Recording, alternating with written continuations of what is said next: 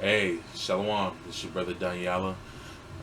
Let me make sure that my audio is actually working. Okay, yeah, I see it's working. Good. All right. I want to say Shalom, Grand Rising, Osio, Halito. Um, Peace and blessings to you, brothers and sisters. Um, Let me get my phone real quick. Huh.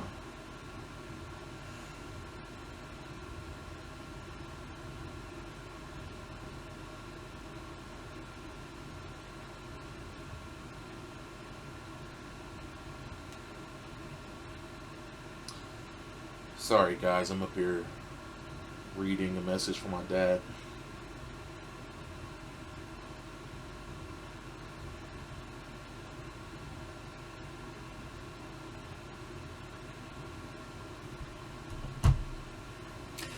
Anyways, so as you can see on the screen, wait, before I do that, I'm gonna give all honor and praises to Yahweh, the God of my forefathers, Abraham, Isaac, and Jacob, my God, my Elohim, the God of Israel.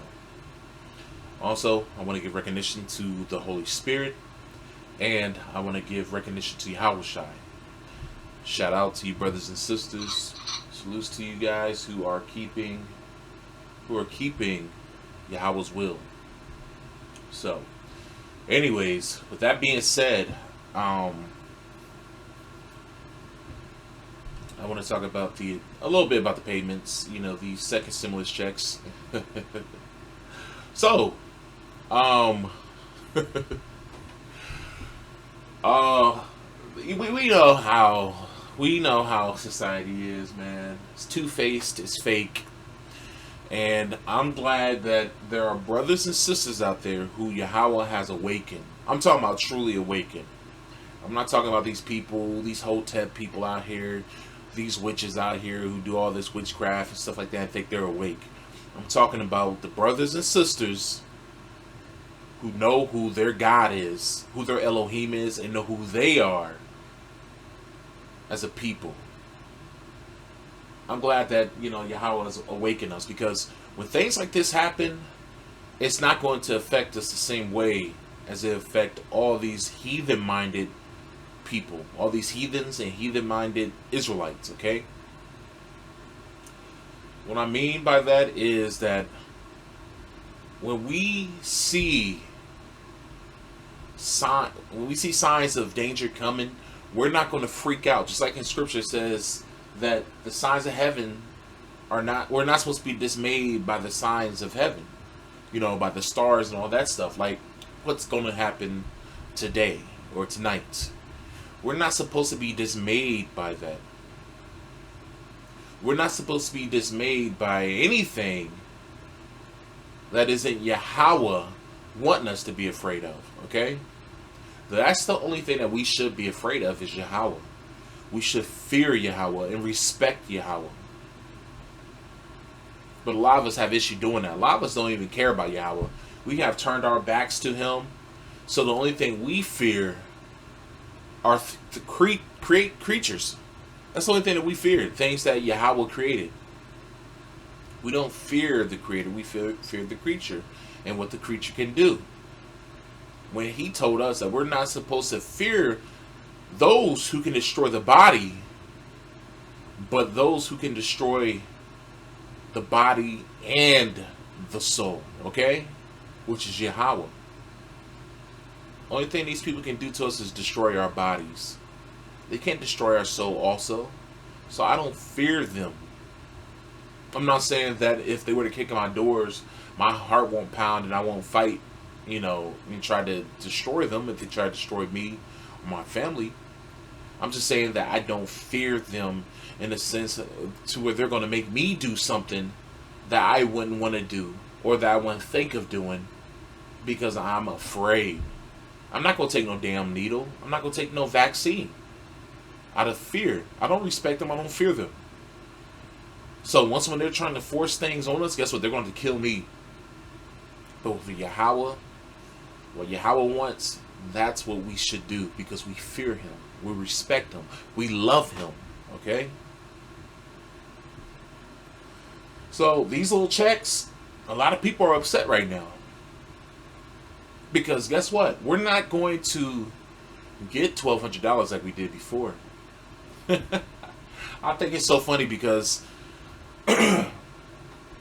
America has been starved financially.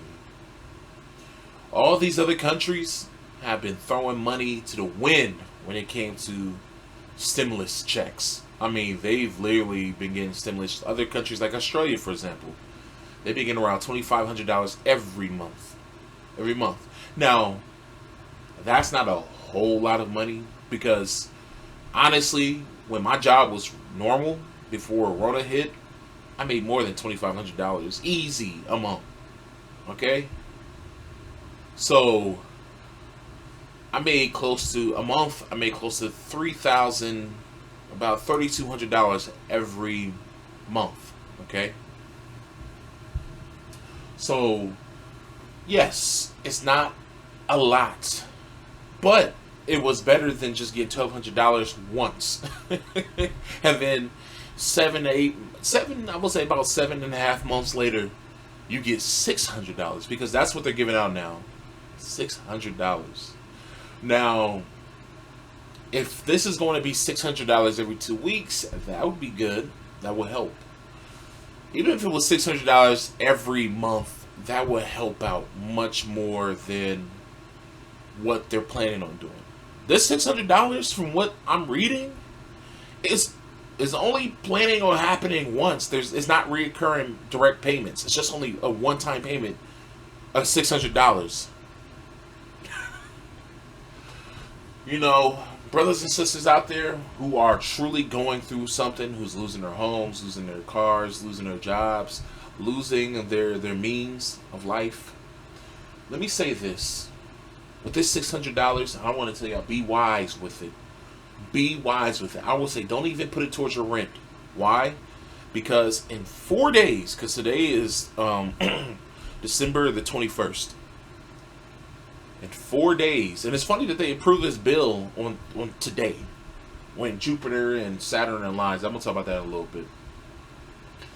But remember, guys, what's going to happen, because this is part of your Christmas package right here.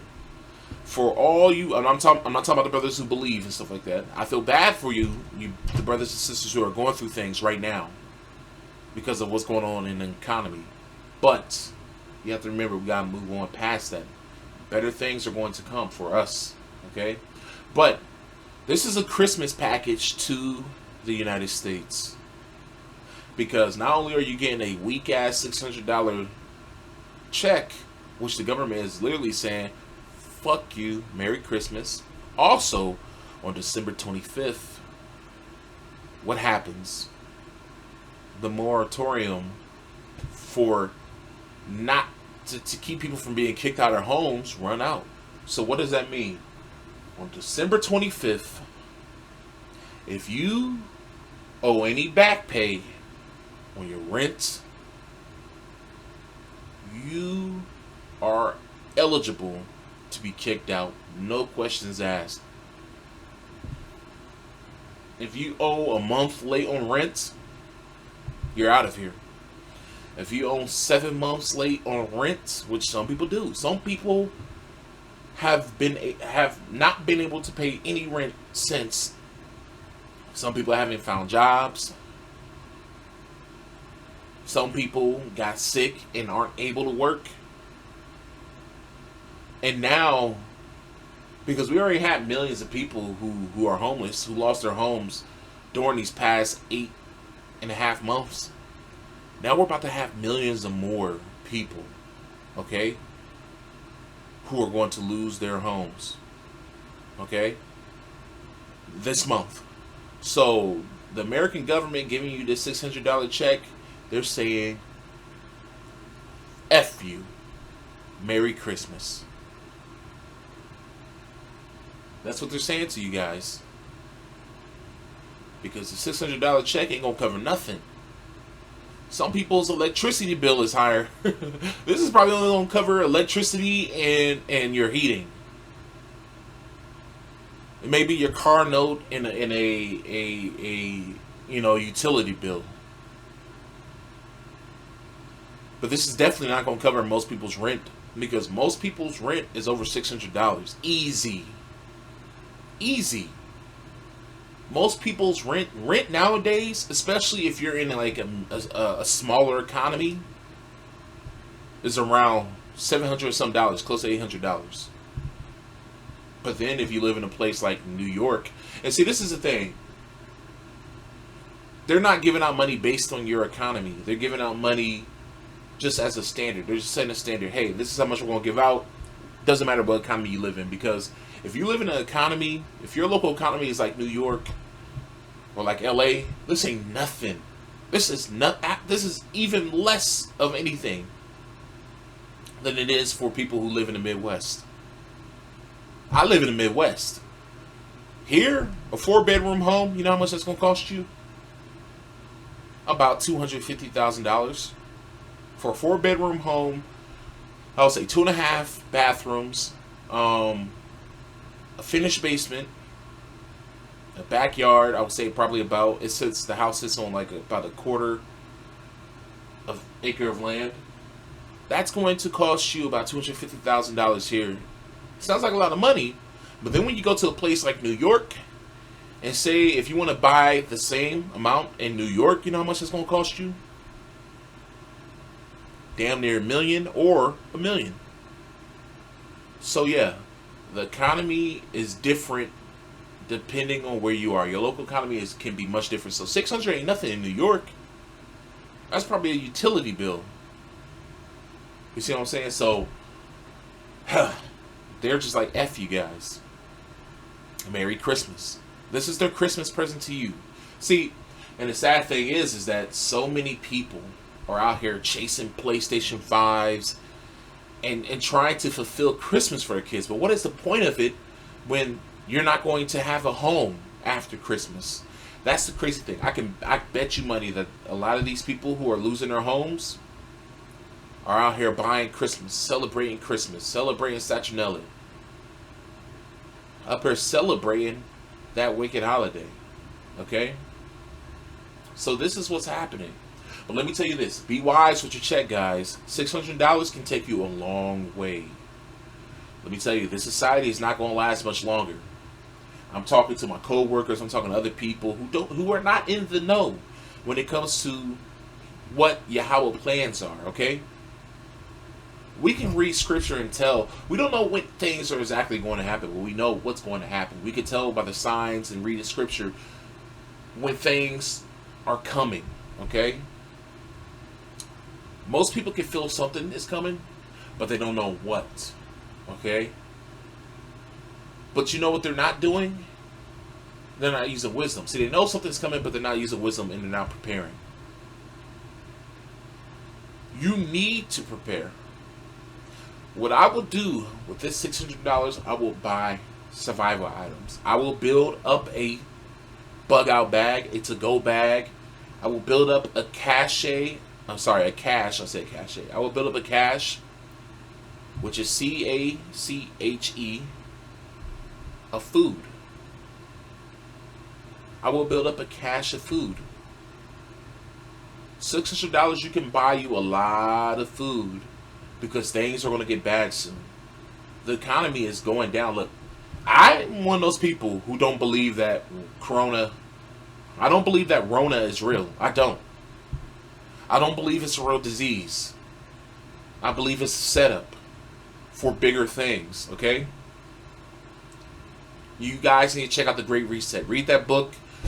There's a brother named Truthful Edited. Check out his video on The Great Reset because they're using this. Rona is nothing but a catalyst to implement their plans. See, I watch Big Judah all the time and stuff like that, and he believes, I'm under the assumption that he believes it's real, because sometimes he's like, well, you know, whether it's real or not. So I'm not sure if he believes it's real or not, but he kind of pushed the idea that it's real. I don't think it's a real plague. Honestly, I don't think it's a real plague. doesn't, and I do believe that there are conspiracies to destroy the economy by these shadow people, people who run this society that we're not familiar with, or we don't know who they are. I do believe that there's a conspiracy, but I'm not taking away credit from Yahweh, because some people do take away credit from Yahweh. They just put it all in man's hand and saying that man has all this power. No, I believe that Yahweh is allowing things to happen like this. I believe Yahweh is the one that's allowing these conspiracies to happen, these elites to do these type of things, like destroying the economy and bringing forth, global depression, and destroying economies worldwide. I do believe that Yahweh is allowing these evil, wicked people to do that. But do I have a problem with that? No, I don't. It's all part of Yahweh's plans. Now, I don't believe that the virus is real at all. But I do believe that they're using it as a catalyst to destroy the society. Like I said, read the Great Reset. There's a book called The Great Reset where this guy, his name is Klaus something. And basically he goes to this place called the World Forum, where all your leaders, all your world leaders go, all your billionaires go, even your millionaires go, and they have seminars talking about their plans on taking over the world. I kid you not. And how they're going to reset the world. I kid you not. Do your research. Google it. So, yeah, I don't believe in a real disease. And this is what I believe the setup is. I believe that ultimately, as we see, because I've been saying this, I said this to my wife months ago, okay? And I've been saying this to people months ago, that the vaccine is not going to work. Not because Rona is such a dangerous disease, but because that was their intention the whole time.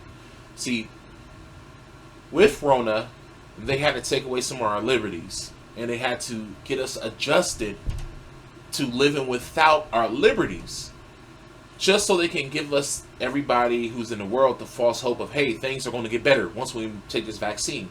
So everybody's like, hey, we don't want to take this vaccine. This vaccine could be the mark of the beast, blah, blah, blah. It can have all this stuff in it. So they let that ride because they wanted people to intentionally be afraid. Because they didn't want people to take the vaccine. Because they either wanted people to not take the vaccine, or they wanted people to take the vaccine and people get sick. And then they're like, well, the vaccine is not working. So now we have to strip away even more of your freedoms. Now they're saying there's a new strain. So now, if there's a new strain, that means the vaccines are what? Useless. So now that means that they have to take more time to develop this new vaccine, and they have to do it the right way this time, because obviously trying to get it done within a few months ain't working. So now they're going to need to take 10 years to do it, and now they're going to, since the disease is ravaging people and destroying society, now we have to keep people indoors. So if you watch the movie Songbird, it's a terrible movie. But what they were showing us is the future. COVID-23. You know what I'm saying? Here we are 3 years later in the movie, still with COVID. And what did they do? Everyone's in their house now. You cannot leave your house unless they allow you to. So this is their plans, guys and gals. This is their plans. The vaccine was never meant to work. This is why you got people fainting on screen. This is why you got thousands of people supposedly having bad reactions to the vaccine. This is why you have a new strain. Because the vaccines were never meant to work. They were never meant to work. And I'm happy about that. Why? I'm not sad about that at all. Because I don't live for this society. I don't live for this society. I live for Yahweh. I live for my people. And Yahweh is bringing this place down. Oh, yes. So, brothers and sisters, what I'm saying with that $600, buy yourself survival gear. It is wise to do so. I know that there's brothers and sisters out there who will tell you, like, you have no faith. You have no faith if you buy survivor gear. That shows that you have no faith in Yahweh. I'm waiting for Yahweh. I'm waiting for Yahweh Shai. That's foolish.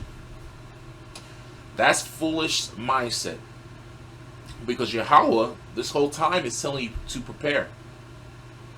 We know that Yahweh doesn't interact with us like how he used to interact with our ancestors. But Yahweh did leave us signs.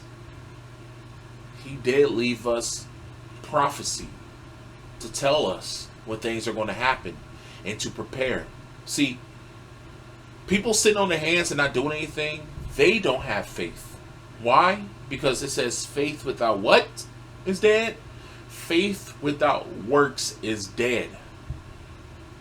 What did Noah have to do? When he got word from Yahweh's angel that the world was going to be destroyed, what did he do? He started building a boat. When Lot got word that Sodom was going to be destroyed, what did he do? He got his ass up and he left. He prepared his things and he left. Just like Noah, prepared his stuff, built his ship, and they left. And everyone who didn't, they died. Be like the wise 5 virgins. Don't just get yourself a lantern hoping that Yahushai is going to show up before your lantern burns down. Be like the wise virgins and bring more, bring abundance. Prepare yourself because you could be in for a long ride. That's why we're preparing, because we know society is going to burn down. We know things are going to get bad. So why we're preparing is because we want to see Yahushai when he returns. We don't want to have to be the ones that have to go back to the city and miss the bridegroom, which is Yahushai, because we didn't prepare ourselves. Yahweh's not going to crack open the sky and be like, yo, come and do this. No. Things are so bad that in prophecy, in the book of Revelation, I believe the 18th chapter, Yahweh had to say, Babylon is fallen. Come out of her, my people, because we still have Israelites who were connected to this society. A lot of these people in these camps, a lot of these Israelites out here, even outside the camps, are going to be the ones that's going to have to be called out of Babylon because they weren't listening to Yahweh's signs to begin with. Mind you, this is after Babylon has fallen. You have Israelites still cleaving onto this wicked system. It's sick. It's sick. But Yahweh does not need to crack open the skies. He does not need to give anybody a vision or a dream for us to come up out of her. Why do I say that? Because people say, oh, you don't have faith if you're not waiting for Yahweh. You don't have faith if you're not waiting for Yahweh. Yahweh is only coming down here to do the final battles, okay? He's going to come down here. He's going to destroy. He's going to set up his kingdom for 1,000 years. Then there's going to be a final battle. He's going to destroy Hashatan and all these wicked people. Throw them in the pit. Boom. They're done. And that's what Yahweh is coming down here to do, to establish the kingdom. But there's going to be things that are going to happen before that, okay? Where Yahweh is not going to be here. See, people got a lot of scripture confused, and they think that, I'm not even going to get into it, but people have a lot of scripture confused, okay? And they think that Yahweh is going to come down here and break us out of Babylon. No, he's not. Yahweh has never sent, from my understanding, he never sent Yahweh down to break us out of captivity. He's always raised up someone. He's always raised up someone. Whether he did it through a vision or he sent an angel or whatever, he's always raised up someone. And not every time did he send angels, visions, and stuff like that. If you read the book of Judges, I'm going to pull it up for you guys right now so that you can see. But I'm going to give you a little story. If you ever read book of Judges, read the first 3 chapters. Read the first 3 chapters and you will see that a lot of these people Yahweh didn't give visions to. He didn't give dreams to. He literally just put the spirit of wanting to serve him and wanting to not be oppressed by their enemies. He literally put that spirit in them to wake them up and be like, hell no, we're fighting and we're getting the hell out of here. That happened several times in the book of Judges, to where we would go off a whoring after one of our leaders would die, right? We will go off of whoring, not doing what we were supposed to do as a people that Yahweh required us to do, and then we would start sinning, start going off, idol worship and all this stuff, and then we get oppressed, and then we would just cry out to Yahweh, and then He will free us. He will raise up a leader and free us. A lot of those leaders, He didn't give them visions, dreams, or anything like that. He just gave them that fire, and they went out and they fought. So what I'm saying is that you're going to need to put in work. You're going to need to put in work, because faith without works is dead. You have to put in work. You're going to have to do it. You're not going to have the skies crack open to where now it's time for us to go. You're not going to have that all the time. You're not. Okay? So basically what I'm saying is that these brothers and sisters out here who's telling you not to prepare, they're cowards. And what they're talking about is not biblical. It's not biblical at all. And I'm going to show you. I'm going to show you real quick. Let me pause this real quick so I can pull up. Okay, so I'm over here. Let me go to Judges. It may be chapter 5. Judges 5. Okay, so this is what I'm talking about right here. We have to be able to do this on our own, because not on our own, sorry. But Yahweh requires us to put in work. He doesn't require us to sit on our hands and say that we have faith. Faith is through works. How do we know? James chapter 2. Faith without works is dead. I will show you my faith through my works. Okay? Let me go here. Let me pull it up for you guys real quick. Let me go over here to James 2. I believe it's James 2. Okay? What is it? James 2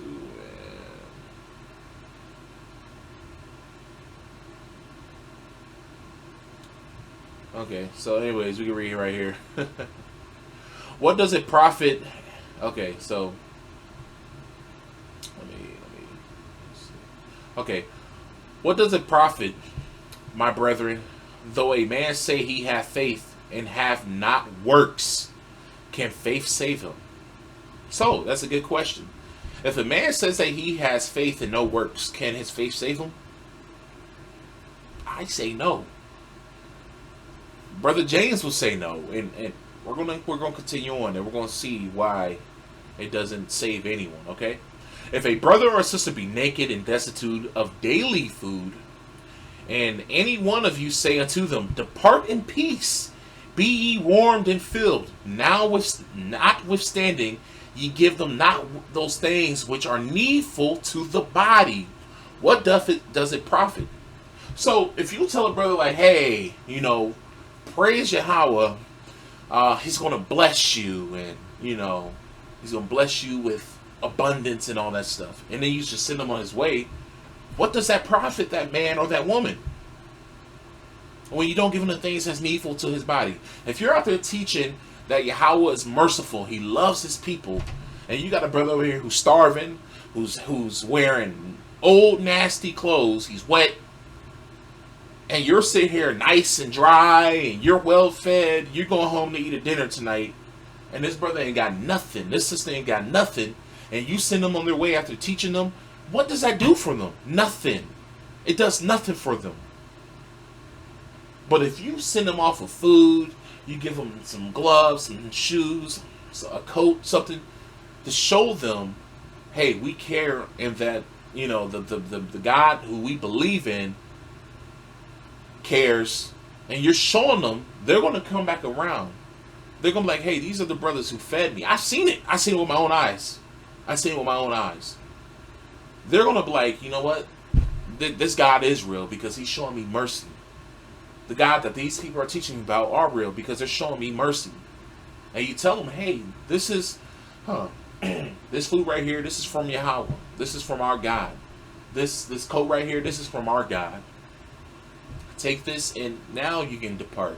Now it's going to profit that brother. It's going to profit that sister. But if you send them away with nothing, what does it profit them? Nothing. Okay? So we're going to continue on James 2:17. It says, even so faith, if it hath not works, it is dead. Sorry. I'm going to read that again. Even so, if it hath not works, is dead, being alone. So faith without works alone is dead. If you don't have any work, if you don't put in any work, it's dead. When we go back into the book of, it's either Numbers, I think it's Numbers, I believe it's Numbers, where we were supposed to invade, I forget what nation it was, but we sent in spies, and the spies came back with a report. You know, every spy came back scared, giving bad report, except for 2 brothers. And Israel had the spirit of fear in their hearts. They were dismayed, which they should not have been. They were afraid. And they didn't want to go and fight. They didn't want to put in the work. What did Yahweh do? He was like, okay, you ain't going to fight. All right. You're going to be stuck out here in the wilderness for 40 more years.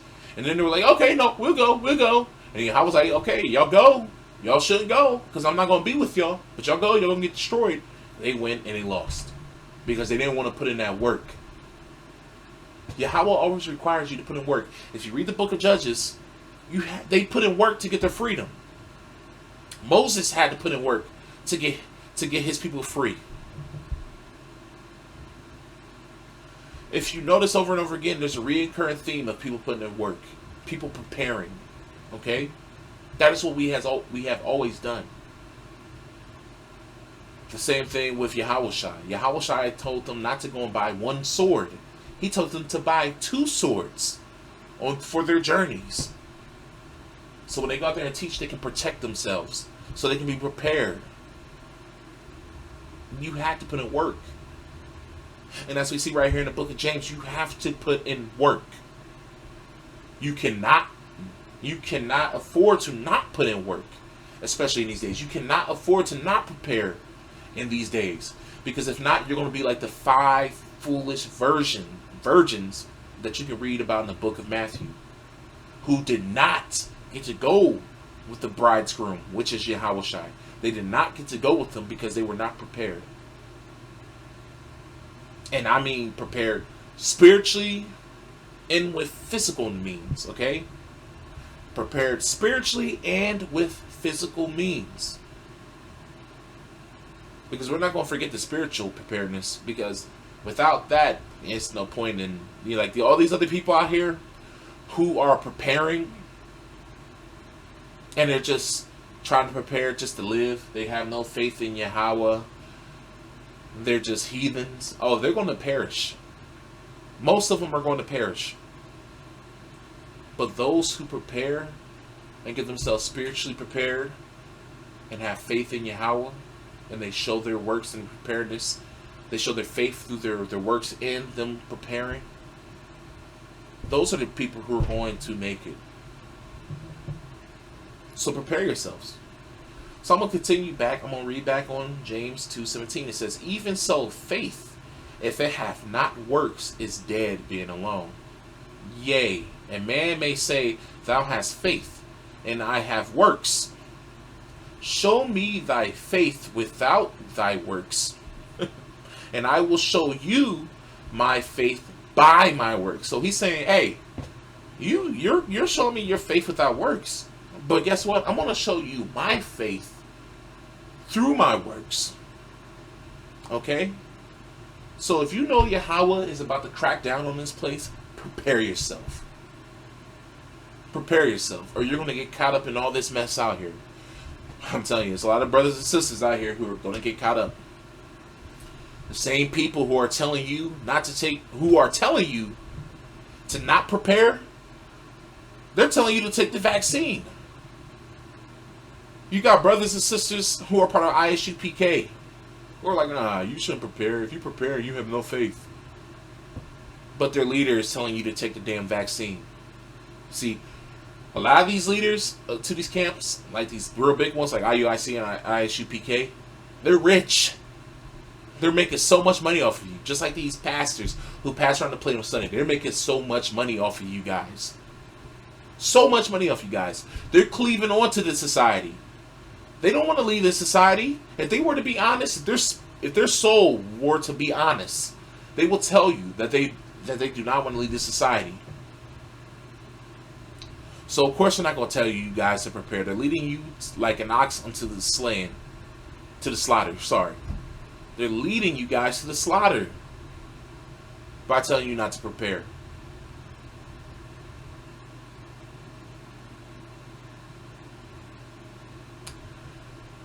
But anyways, back to what in the Book of Judges. So in the Book of Judges, everything that happened up until this point, they went to battle.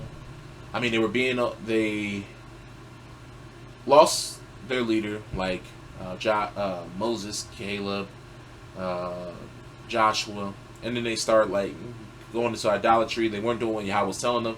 They kept getting oppressed, taken captive, and then they kept freeing themselves, and all this stuff. So then there was with Deborah. She was one of the judges. Yes, women had power in Israel. Women were leaders in Israel because the brother Barak, he did not want to go into battle without her. Okay, she was a judge of Israel. So, anyways, they went to battle and freed themselves, got themselves out of captivity. Yahweh didn't he didn't give them a vision. He didn't crack up in the skies. He didn't put down a pillar of fire, nor a cloud of, a pillar of a cloud during the day, nothing like that, to make them go into these battles. He didn't do anything like that to make them raise up. He just simply put the spirit of wanting to be free into these people and to return back to their God. That's all he did. And they raised up and they fought for themselves. How do I know this? Well, how do I know that he put in the work? How they didn't need Yahweh to send down Yahweh Shai or an angel or anything like that?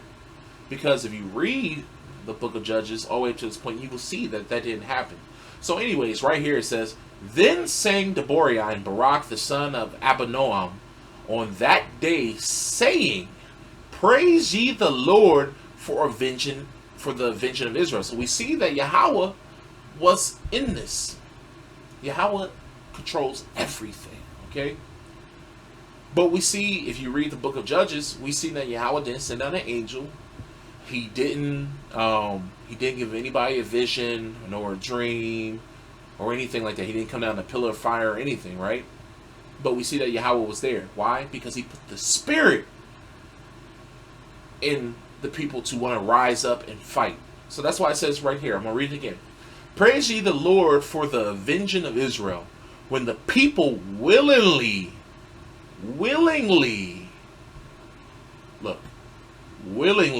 offered themselves. So these people's like, you know what?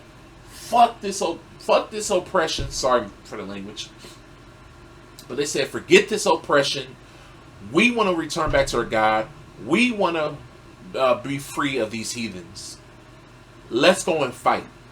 And see, that's what our leaders in these camps tell us not to do. They tell us, no, you shouldn't go off and fight. You're moving before Yahweh wants things to happen. Not true. Not true. Yahweh don't want us to sit here and not do anything. We're up here saying we believe in Yahweh and that we want our kingdom back and stuff like that, but we're not doing anything to do that. We're just sitting on our asses. But we see that our ancestors willingly offered themselves. So, yeah. You can best believe that Yahweh is going to require us to put in work. He's not, just like our ancestors, if you read all these wars that have happened, Yahweh required us to put in work. He didn't just want us to sit on our butts and do nothing. That's not what Yahweh requires. Because faith without works is what? Dead. So brothers and sisters, prepare yourselves, man. Honestly, get yourself a to-go bag. I've been lazy. I've been lazy over the past few weeks. I've been meaning to get I made a video, and I actually have it in my video editor. Um, or when I have it in my to-go bag. Um, I may do another breakdown. I may break my bag down again and put everything back in there again. Just because I need to know everything that's in my bag. So I may do that later today, and I may film it again. So, yeah. Stay tuned for a video. I'm going to try to get one up soon. But, guys, get yourself stuff for your to-go bag. Build you up a to-go bag. It doesn't even have to be a very expensive one. You know, the basic things you really need in your to-go bag is something to protect you from the elements. You know, I will say, like, get yourself a good winter coat, depending on where you live. You know, if you live somewhere where it can dip to like the 40s, get yourself a good winter coat. I don't care if if it dips onto the 40 only for like 5 days out of the year. Get yourself a winter coat, because you can die. You can die from hypothermia in less than a few hours. You know what I'm saying? So get yourself a good winter coat, because I recommend not only having a to-go bag, but I also recommend getting yourself a suitcase with wheels, so that you can take these, so you can carry one on your back, and then you can carry the other one with your hands, and you know, and you can easily take them through a forested area. I'm talking about like a suitcase with wheels. You can easily drag that through a forested area. Okay, so get yourself a to-go bag, which is like just buy yourself like a hiking bag, and I would recommend something that's 35 liters or more. I would say something closer to the 50 liters. Buy yourself something close to 50 liters or up. And it depends also on, you know, how big you are and how much you can carry. But even if you have little children, younger children who can walk and carry stuff, buy them little bags too, so that you can put also stuff in their bags also. Okay? But get yourself a suitcase with wheels, and get yourself a to-go bag, a hiking bag. And put things in there that you're going to need. Like I said, you're going to need things that are going to get you out the elements. Like you know, there's many things you can put in there. You know, you can, and when I mean get yourself out of the elements, I'm talking about things that can protect you from the elements, like clothing, protective clothing, or even things for shelter. Now, you can make shelter on your own, okay? You don't need to bring materials out into the forest to make a shelter. Everything to make a shelter is all around you in the forest. And when I'm talking about bugging out, do not bug out, and don't plan on bugging out to like a cabin that's on a road. I mean, who knows? Maybe if it's very secluded, yeah, you'd be good. But anything that's by the road, you're more than likely to be found. Because the military, say if martial law were to happen, the military is going to be using the roads to travel around and find and corral people. Okay? So I'm talking about bugging out in the middle of the forest. Get yourself a map. If you can, of your local area, get yourself a topography map that's going to show you, you know, elevation. They're going to show you where the lakes and the rivers are, where you live, okay? Get those type of maps, because most people are going to bug out to local forested areas. So get yourself a map of your local area so you can know where you're going and know how to get out if you need to. Get yourself highway maps. So if you're trying to travel to family out of state, you can do that, okay? But I'm telling you, if martial law happened, roads are going to be dangerous. But you can still travel along roads and be, you know, very covert about it, you know. You can definitely travel at night, be much safer. But, guys, get yourself maps, stuff like that. Also, I will say, you know, going back to getting yourself out the elements, if you can, buy yourself a little tent. Buy yourself, you know, if it's just you and your husband, or you and a child or two, buy yourself a 2-person tent. Buy yourself a 4-person tent. You can literally put those on your hiking bags. You usually have like straps that will hold tents onto there, because a lot of these hiking bags are made to carry tents, 2-persons or 4-person tents. So buy yourself a tent. If you can't buy yourself a tent, I would recommend buying a tarp. Some tarps are. If you're going to buy yourself a tent, if you're going to buy yourself a tarp, a big enough tarp to make like a tent out of, you might as well buy yourself a tent, because some tarps that are like I would say like anything over 10 feet, 10 by 10, is going to cost close to $20. And you can buy you a pretty decent tent at Walmart for about $20. I kid you not. So, but if you don't want to buy a tent, buy you a tarp. You can do way more with a tarp than you can with a tent. So that stuff will provide shelter if you don't know how to build stuff, out of, limbs and wood and stuff like that. Also, I would recommend to buy yourself emergency blankets. And these are like these little foil blankets that you can literally put over yourself, and it traps your body heat inside so that you won't die from hypothermia. It literally warms you up. Like, you will start sweating outside in snow. That's how good those things are. Another thing, what else? So you need something. So I'm just gonna name the necessities. So you need something to protect you from the elements, whether it's shelter or good clothing. Also, you need something to start fire. You would need water, and even a little bit of food. A little bit of water. But I would recommend buying like Sawyer, Life straws, stuff like that. Water filters. They're like around $15 to $20. It depends on where you find them at. Buy yourself a fire starter, so like a mag bar. It's a magnesium bar. You literally take it off. You scrape the blade onto I believe it's flint. I can't remember what it is. But you scrape it and it burns up to over 1,000 degrees. Or you can get yourself a ferro rod, where you just scrape it together. There's a lot of videos and stuff like that on YouTube on how to use a mag bar or a ferro rod. Those help you start fires very easily. You can even buy lighters and matches to put in your to-go bag, but I will highly recommend like a ferro rod or a mag bar, because you can use those things thousands of times before it's no longer useful. What else? Buy yourself some type of blades. I don't recommend a hatchet. Hatchet is a blade of all trades, man. You can use it for a lot of different things that you can't use a machete for, or a sword, or a knife for. But yeah, it can cover all those bases. You can use it as a weapon. You can use it as a cutting tool. You can use it for chopping wood. You can use it for blazing the trail. You can use it for so much stuff.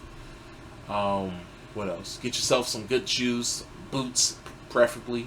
Get yourself some good boots to walk in, travel in, because you're going to do a lot of traveling.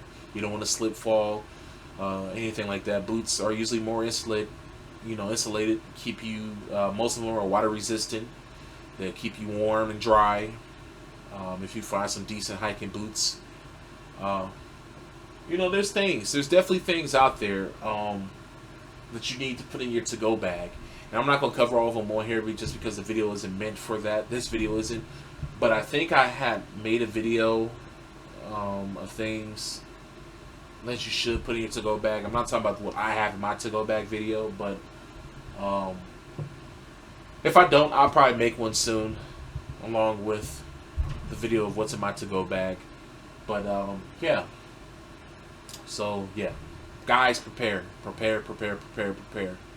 I'm not saying that things are going to happen tomorrow or today, because people are talking about the Saturn and Jupiter aligning, which is going to happen tonight. I'm going to talk about that before I get up off of here.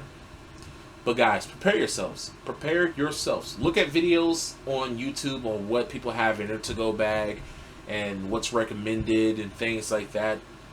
There's a lot of good videos out there, and you decide on what's important to you and what you would need in your to-go bag. Okay. Also, prepare your houses too, because literally that's what I would do. I would not put that $600 down on rents, because you know what's going to happen. A lot of these people are going to put that $600 down on their rent when the moratorium runs out, and then they're going to thank you, still get the hell out, because you still owe us about $3,000 on rent. So it's pointless. I would say if you don't have something set up with your landlord, it's written that, hey, if I pay the $600 to you, that I get to stay here for another month, do not pay them that money. Do not give them that money. Use that money for preparing yourselves, okay? Even if you gotta go homeless, at least you're at least you have things to keep you alive. You know what I'm saying?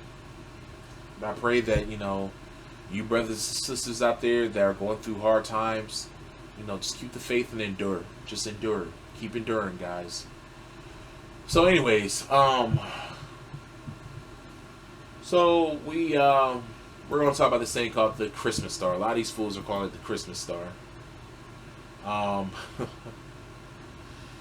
So I'm gonna play this little video for you guys.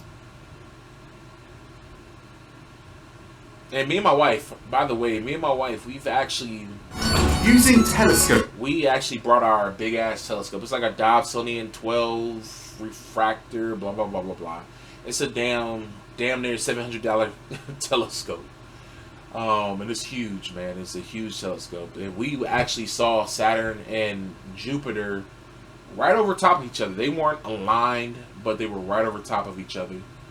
And it's funny because even with the naked eye, you can see the star Saturn, or is it Jupiter? I can't remember which one it is. I think it's Saturn, or no, it's Jupiter. And then you can see a tiny little dot sitting right over top of Jupiter with your naked eye.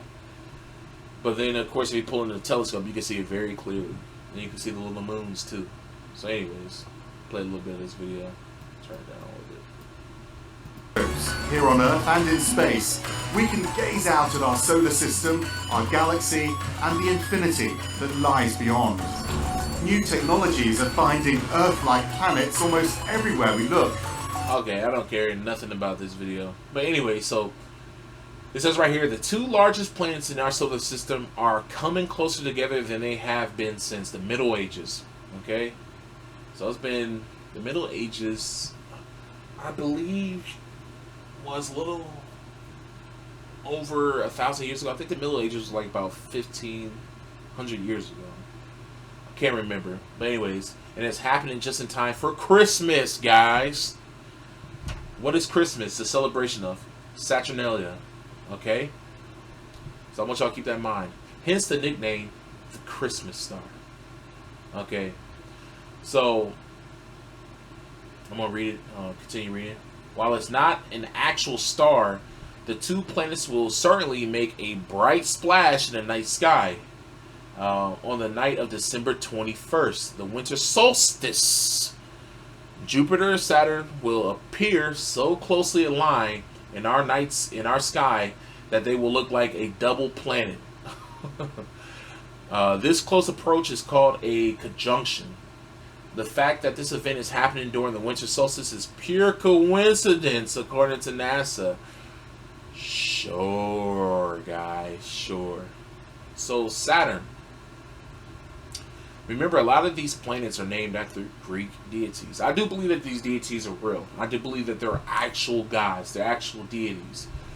Like we read in Scripture, it says that Yahweh judges the gods. And if you read Pistis Sophia, you will see that there are other gods.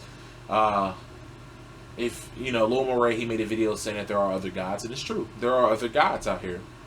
But our God is more powerful than those gods. Okay? This is why he judges the gods. If you read Pistis Sophia, you will see that he actually judges the gods. Okay? So these people aren't just praying to stones and stuff like that. Some gods are more powerful than others. Some gods can't do anything because Yahweh basically has their God in a chokehold, in a headlock. Like, fool, I wish you would.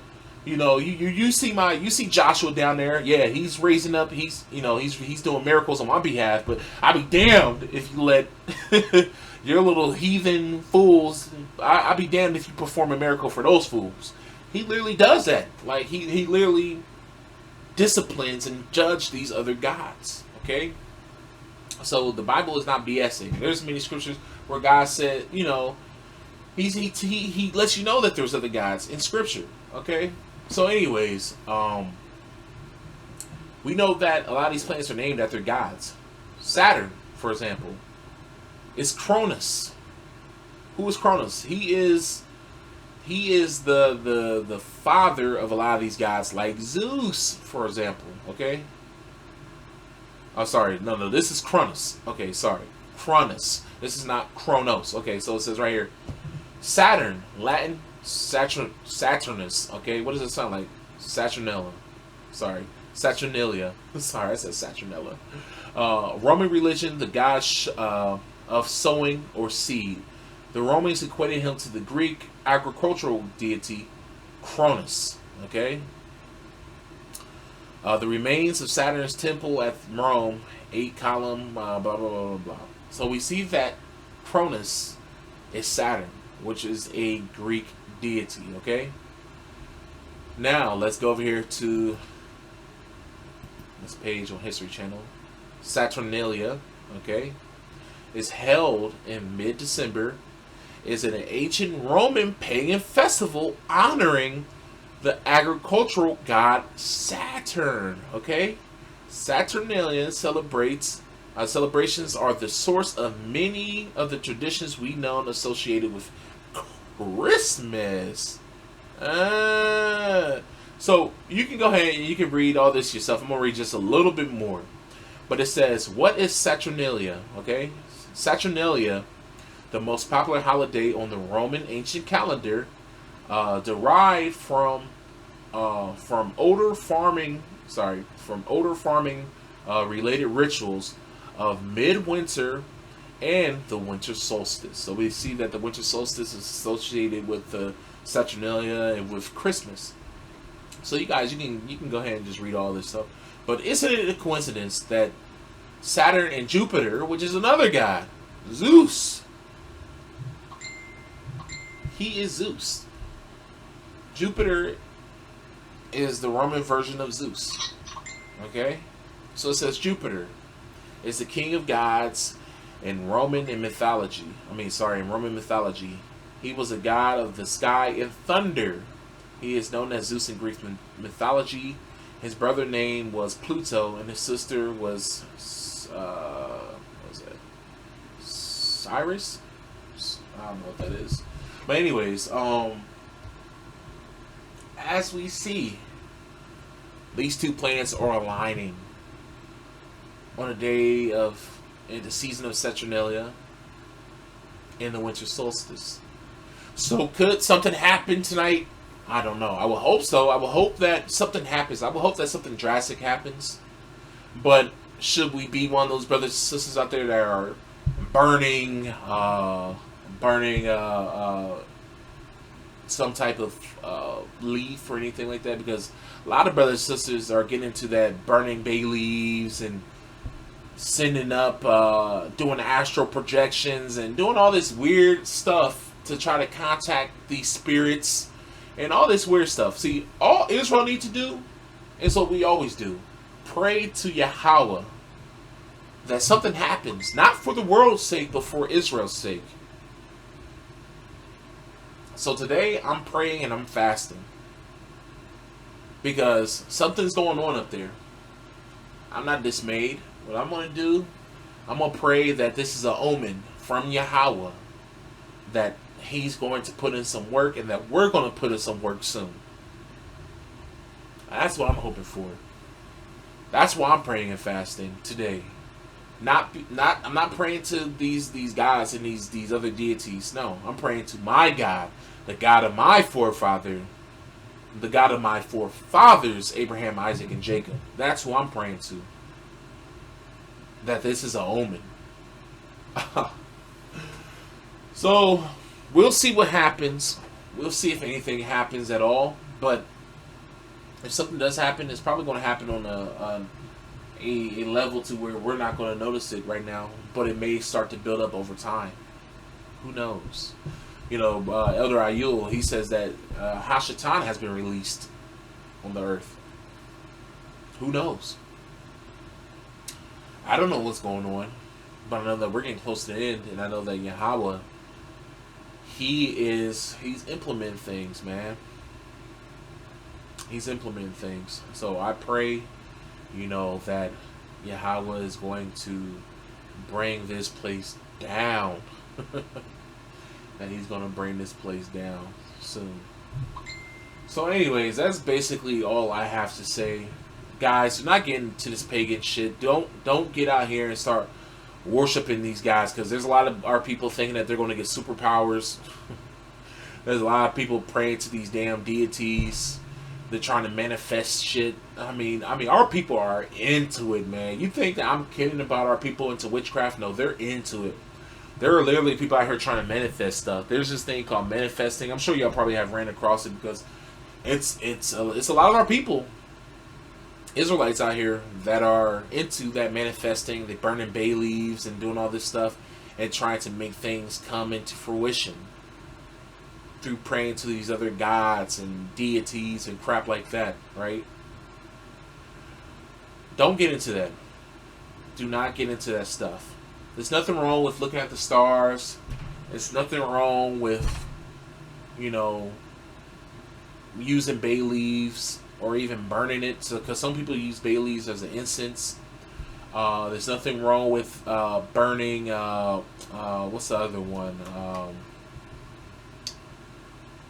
Damn, I can't remember the other leaf that people burn. There's nothing wrong with burning that stuff, but if you're burning that in tribute to other gods, other deities that are not Yahweh, you shouldn't even be burning it to Yahweh in the first place. But if you're burning this stuff to these deities and these other gods and stuff out here, you're wrong. You're wicked. You're doing witchcraft. Okay? If you're burning this stuff to try to manifest things to happen, because what they're doing is they're burning this stuff to these other gods to make things happen for themselves. That's wickedness. That's witchcraft. So don't get into that, because there's a lot of our people that's into that. A lot of our people.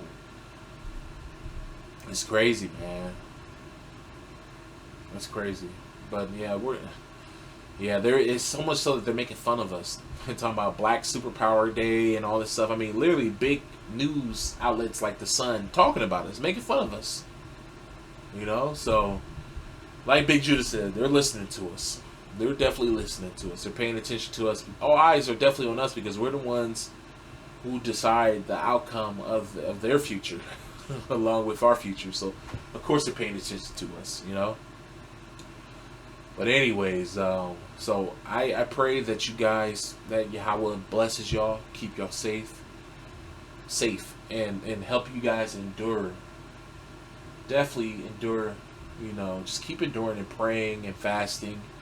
Yahweh's he's gonna give you a way out. You know, Yahweh never gives you too much. He never gives you too much that you can't handle. So definitely hold on, have faith, and yeah, that's basically it. And just keep doing Yahweh's will. You know. So shalom, and I pray that the Most High bless you all. Shalom.